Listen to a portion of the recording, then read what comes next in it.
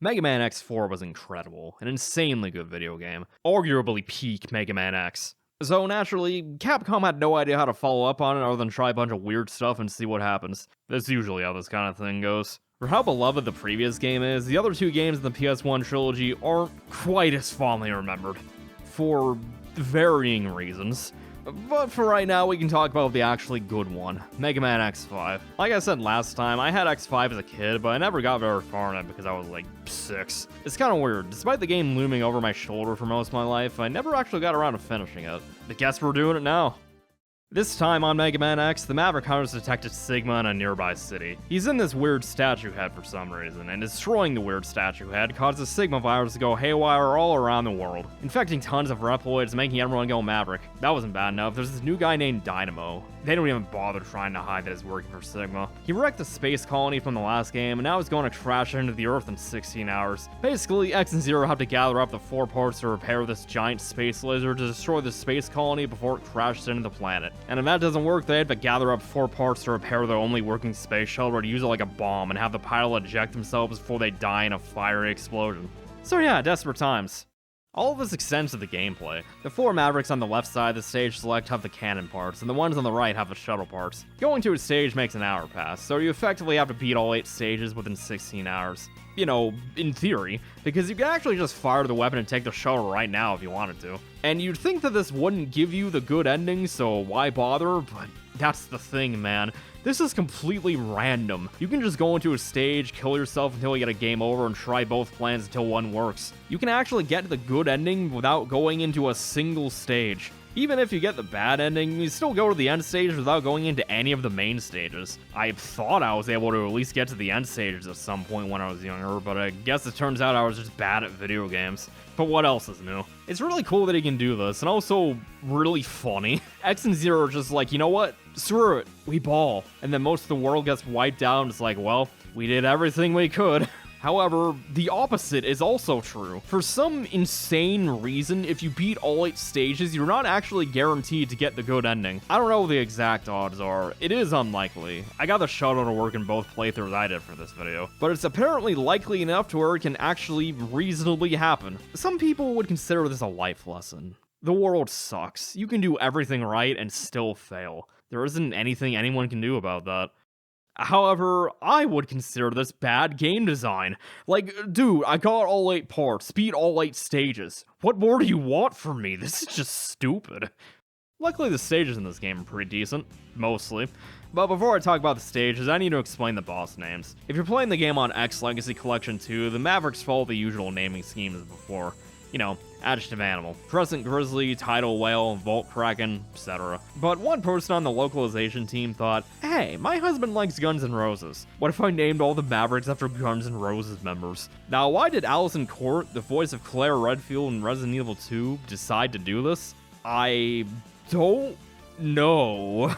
But maybe she was onto something. Considering this series is called Goddamn Rockman, and how most characters in the classic games are named after musical terms, I'm shocked something like this only happened once. Like seriously, Axel the Red, the Skyver, Dark Dizzy, Izzy Glow, Grizzly Slash, Duff McWhalen. These names just sound awesome. So while the Legacy Collection names are technically more official, I'm using the Guns N' Roses names because they're objectively better and you can't convince me otherwise. Anyway, Squid Adler's stage sucks. For more than just that. You remember that stupid speed bike stage from X4? Yeah, well, what if we made that again, but worse? Before, you could at least get through the stage just fine if you were trying to get all the upgrades. But here, you pretty much have to know exactly when you're supposed to shoot and when you're supposed to dash to destroy these pillar things. Even after getting through this a few times, I still have trouble finishing this consistently. In my second playthrough, I figured out that you can mash both the square and triangle buttons to shoot faster, which helped. But it's still annoying and stupid. The real problem comes when you're trying to get the armor part. There's these little spark balls scattered around like collectibles, so in order to get the armor part, you need to get all 8 of them before you get to the second part of the stage. These things are in the most annoying spots possible, too. This stage gimmick that is already stupid requires so much precision to actually get through. This part took me like 45 minutes to finish with all the spark balls collected. It was not fun. The second half of the stage is much better, but still annoying. There's these gates that only open by shooting these electric swishes a bunch of times. Something totally doable, but not very fun. They start to be a real problem when you have to open 2 gates at the same time. The gates only stay open temporarily, so you have to balance going back and forth between them. Again, it's doable, just annoying, especially when you're coming in here with a guy armor to get the hard tank and your attack range is way lower. Trust me, I will properly complain about this later. At least Squid Adler is the only stage I outright disliked. Duff McWhalen's stage is boring because it's an auto-scroller where there's this submarine that's chasing you. But compared to what I just went through, I will gladly take boring over frustrating. Honestly, I think the only stage I can say that I actively liked was Grizzly Slash. For most of the stage, you're jumping from truck to truck and destroying them. It's actually a pretty fun and memorable set piece. That's all the stage really is. Not that that's a bad thing. All the other stages are just kind of there. There isn't really anything that sticks out, but I didn't mind playing them either. Like, I don't know what's going on in Axel's stage. It's over in like 2 minutes. There's nothing here other than some ropes to hang from, which is used in other stages anyway. I don't know what else to say about this place. Thanks for coming to the dense forest, I guess. I actually really like the part in Matrix's stage where you have to avoid the rushing lava by going into the safe zones. It sounds stupid, but they give you so much time to move in between each rush of lava that it's actually a really cool segment. Dark Dizzy's stage is just weird. It has this black hole in the background that makes everything run at half speed and then spawns some bats that are kind of annoying, mainly because of the ones that drop insta-kill death spikes. I don't like those guys. The bats that don't drop spikes can just be ignored, so I have to question what the point of it is. And then the second half has this thing that flips the stage upside down, a mechanic that you can completely ignore if you don't care about the heart tank. This stage sounds cool on paper, but the thing that makes it so weird is the execution. It just ends up having a bunch of mechanics you can mostly ignore. All the stage really throws you is this lift that you have to stay on. And even then, it's only made somewhat difficult by the spikes that can come out of nowhere and take up like half the space of this small platform they have to stay on in order to not die. The Skyverse stage is fine. The only thing of note here is that all of these injured Reploids give you a pretty decent way to fill up your sub-tanks. Izzy Glow's stage is definitely the least memorable. It's mainly just a hallway with nothing interesting going on. Also, the CGI stairs from X4 are back, but somehow worse. I don't know what they were thinking with this perspective. That's the weird part about these stages. I would say that I quote-unquote enjoy most of them, but there isn't much that really sticks out either. It's just one of those casual, this is indeed an enjoyable video game kind of things. I at least appreciate that the stages have less loading screens. In X4, they're always consistently split in half by a loading screen, but in X5, that happened maybe like 2 or 3 times. You'd think this means that there's less restart points, so lives actually mean something again. But no, for some reason, when you get a game over in X5, you just restart at the last checkpoint instead of at the beginning of the stage. So unless you choose to go back to the stage select on the game over screen, lives are completely worthless. On the one hand, I don't know why they did this, but on the other hand, you essentially have infinite lives, which 1000% okay in my book. Like I said last time, lives are stupid. I just don't understand why they're still here if they don't actually mean anything. Although what I definitely don't understand the purpose of is Alia. She constantly interrupts you as you're playing through stages. I don't mind it at the beginning of the stage. It feels like she's giving you a mission debriefing. But when she makes you stop and listen to a bunch of useless information that you can easily figure out by playing the game normally, it's just irritating. You can mash through the dialogue all you want, but you still have to stop what you're doing. This feels like an actual interruption of the game flow. It's completely unnecessary. I don't even mind this as an accessibility feature. Just let me turn it off. Zelda games get flack for stuff like this, but at least Navi and Fi didn't interrupt you every 30 seconds like Alia does. It's just like, please stop talking.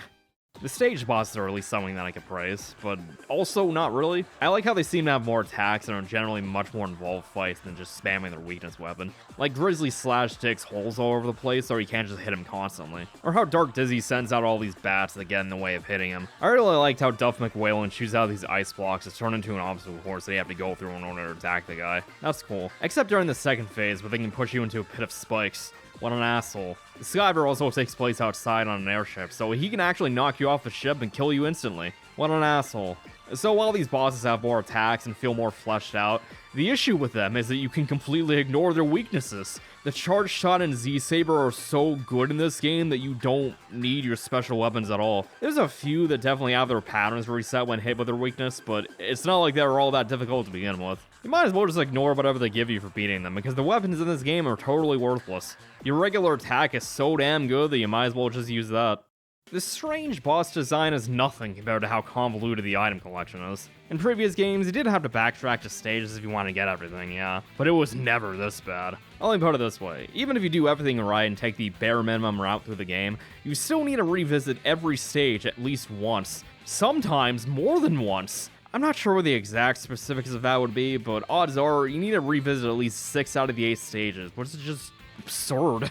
This is mainly from there being multiple armors in this game. If you start the game with X, you get the 4th armor as soon as the game starts. It's the same as the armor in X4, but without the Giga attack or the unlimited weapon ammo. So keep in mind that when you're going out of your way for the extra 2 armor sets, you already have the better charge shot, chargeable weapons, and better defense. So it's questionable if you even need them in the first place aside from getting a few extra heart tanks. The Falcon armor lets you do this controllable air dash by jumping again in the air, which essentially means you can jump super far in this game. The Falcon armor is definitely the better of the two because it completely trivializes the platforming. The Gaia armor is pretty much useless. Basically, your dashes are slower, but they have a bit of an attack radius around them, and you're just straight up immune to spikes, but your buster shots have less range and you can't use special weapons. It's supposed to be a more defensive armor set, but in a game that's generally pretty easy with the other armors, it's just severely outclassed by what you have at the beginning of the game. The Gaia armor is used to get like 3 heart tanks. That's its purpose. Being immune to spikes isn't very useful when the other armor just lets you fly over them. The Falcon armor's air dash is just generally more versatile anyway. You can use it to avoid attacks, avoid platforming, or even save yourself from a pit. The Falcon armor is just objectively better than the Gaia armor in every conceivable way. There's no reason to actually go out of your way for Gaia. Well, aside from missing out on 2 or 3 heart tanks, but it's not as big of a deal as you'd think it would be. Now, I've only told you about the rewards. How you actually get this stuff is the real problem. In order to use an armor set, you need to find all 4 armor parts. It's not like the previous games where each one gives you a new ability. It's all or nothing. So in order to get the Gaia armor, 3 of those capsules require the Falcon armor, which in and of itself requires you to go to 4 separate stages. So let's look at Squid Adler stage. You not only have to do the bike section while also collecting all the sparks to get the Falcon armor piece, you also have to replay the whole stage on what's essentially a higher difficulty with the Gaia armor to get the heart tank. The gate switches were already annoying enough with a regular buster. Now you want me to do it with less range? Come on.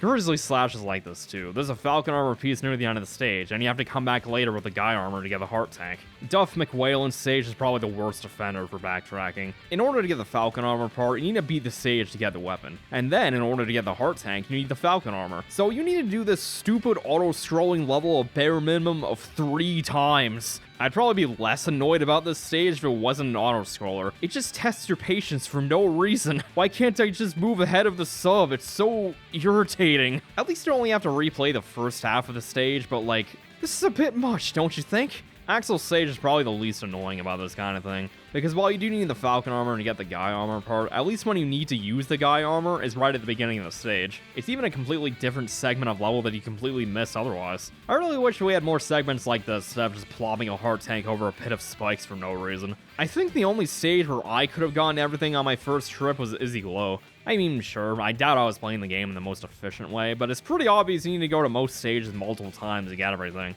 It's just unnecessary.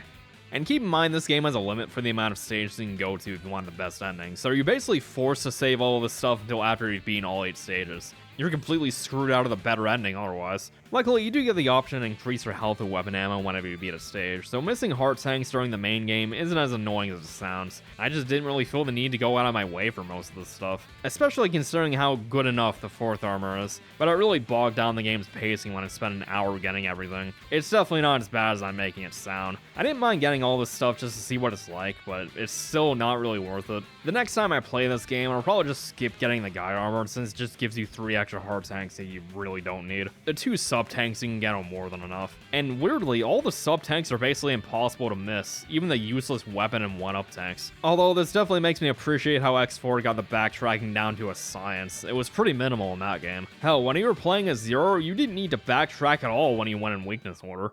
Now that we've finally collected all the upgrades, it's time to head to the end stages. At least assuming you got the good ending already. In the bad ending, Zero merges with the Sigma virus and goes Maverick, so you can't play as him anymore. In X5, you can actually choose to play as either X or Zero on a stage-by-stage basis. But through the will of some 5th-dimensional being, the heart tanks you collect aren't shared between both characters. This was X's health bar at the end of the game for me, and this was Zero's health bar. Yeah, I shouldn't need to explain why this is stupid. And because you can still get the bad ending even with all 8 stages beaten, there is a real chance that you invest all your resources into Zero because you like playing as him, and then the game pranks you and takes away your ability to play as him. I don't understand how this game makes so many weird decisions. But assuming the random number generator likes you, you can still play as Zero in the end stages, which means you'll get the good ending. While the main stages of X5 are pretty easy, the first end stage is actually pretty hard, and it's mainly because they brought back the quick man lasers for some reason. Dark Dizzy even gives you the ability to stop time with Darkhold, just like you could with Flashman. So it's a very annoying level. I don't know what it is about this place, it's just this weird layout that makes the lasers hard to see coming. You also need to make sure you don't touch any walls, because sliding down them instead of just falling will definitely kill you. And because there's a delay on using Darkhold, you have to use it in advance if you actually want to take advantage of it. It also doesn't last long enough for the whole section, so you have to use the weapon sub-tank at just the right time. Granted, all of this is just a skip like 3/4 of the level, but this place doesn't feel like Quick Man stage. Playing the stage without Darkhold is just irritating. But just when you think this stupid stage is over, they brought back the Yellow Devil for some reason. To be fair, the Shadow Devil isn't nearly as hard as the Battle Classic, but it's still probably the hardest boss in the game, which is just... what? This is only the first end stage. They went kinda overboard. It's really telling when the second phase of the Shadow Devil is much easier than the first. Making a harder portion of this fight without making it impossible is such a Herculean task that they didn't even attempt it. I really have to respect that. The other end stages are shockingly easy though. You can even outright skip most of stage 2 if you bring in the Falcon armor. Playing as Zero forces you to actually play the stage, and it is kind of annoying because of all the enemies, but it's definitely nowhere near as hard as the first stage. The other 2 stages might as well not exist, just a few random assortments of platforms and spikes mostly. Which is what game design is when you really stop to think about it, but whatever. Point is, I barely remember the last 2 stages despite playing this game twice. They're very basic and easy. You know, I hope it doesn't sound like I'm complaining about how easy X5 is too much. Okay, well, that is what I've been doing, but I didn't really mind it. Mega Man is known for being challenging, but it's actually kind of refreshing having one that's a lot more lenient, especially in X game, because the core gameplay is just inherently more fun to me than the classic games. With X5 specifically, I'm honestly pretty glad the game's easy, because if it was hard on top of having this overly convoluted good ending requirement, while also needing to play stages multiple times to get everything, it would have been really frustrating to play through. But X5 isn't like that. It's easy, but fun, despite the obvious flaws and weird game design. And that is way better than being frustrating. There are a few ways to make the game harder. Like, there was actually a difficulty select this time, with an extreme difficulty. I think it just adds a few more enemies, gives the bosses more health, and removes a few heart tanks from the game. Which definitely sounds harder to me. You can also just go straight to the end stage with no upgrades or weapons. It's the definition of pain and suffering, but there's bound to be someone out there who thinks this sounds like a good time. Not that I really care, I enjoy the normal difficulty, especially near the end. Because if you go through the first part of the third stage without any armor equipped and go through this fake wall, you get the ultimate armor, which is exactly the same as the fourth armor, except you can use the Giga attack an unlimited number of times. From this point on, the game just becomes a total cakewalk. You don't even need to worry about boss weaknesses. Just press R2 until you win.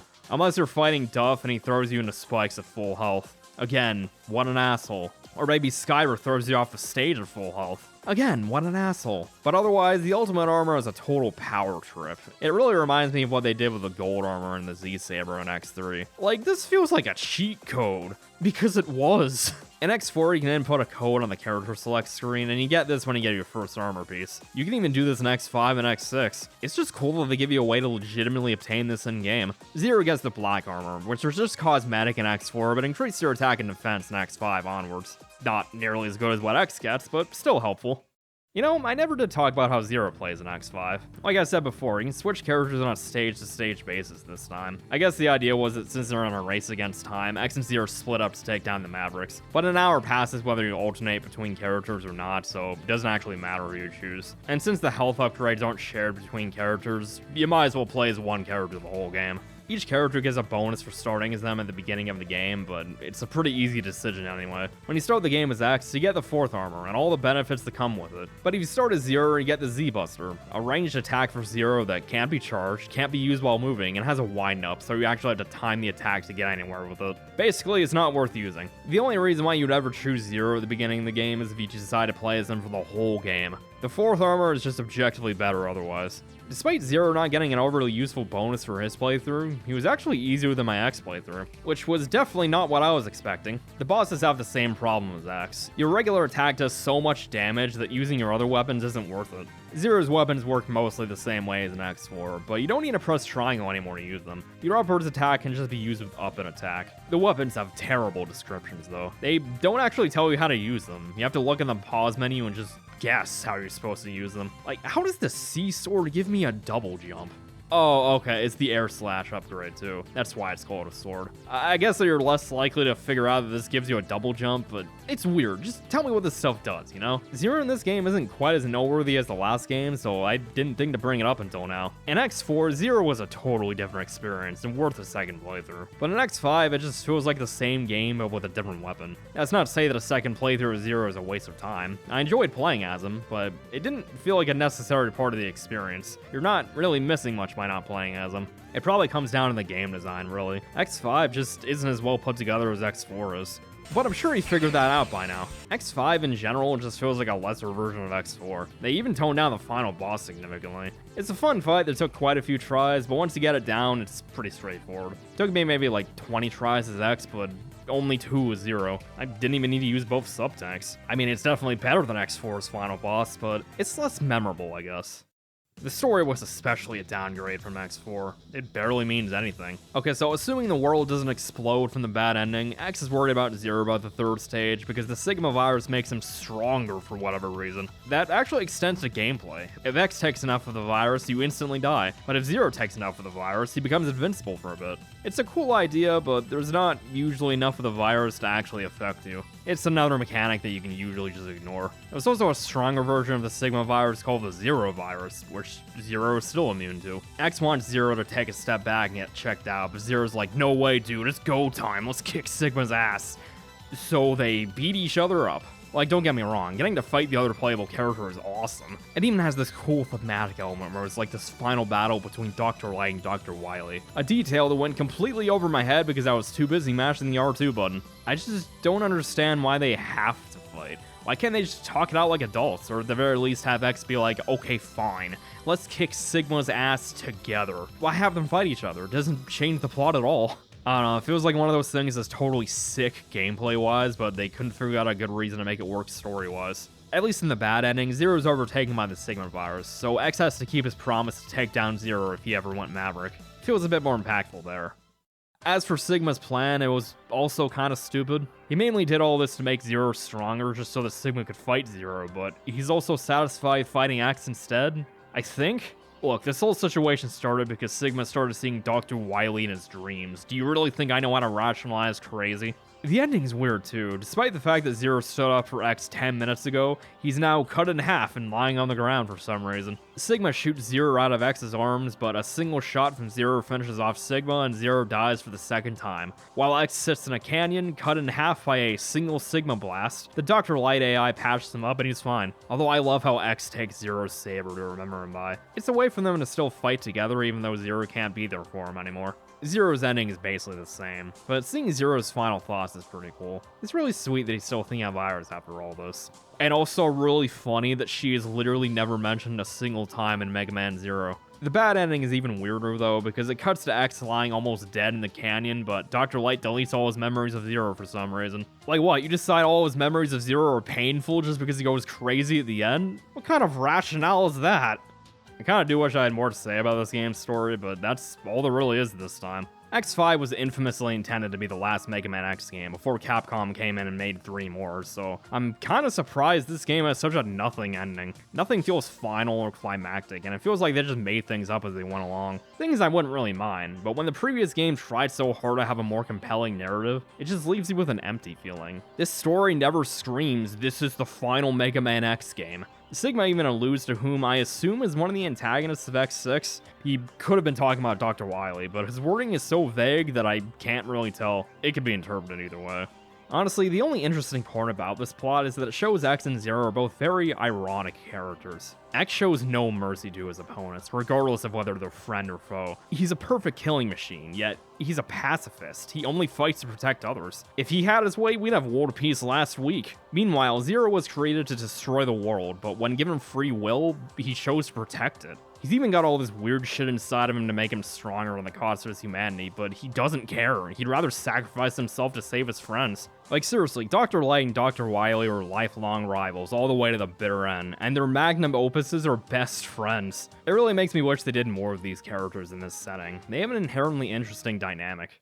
Honestly, despite how much I've complained about X5, I still had fun with it. X5 makes so many weird decisions. Like, so weird, man.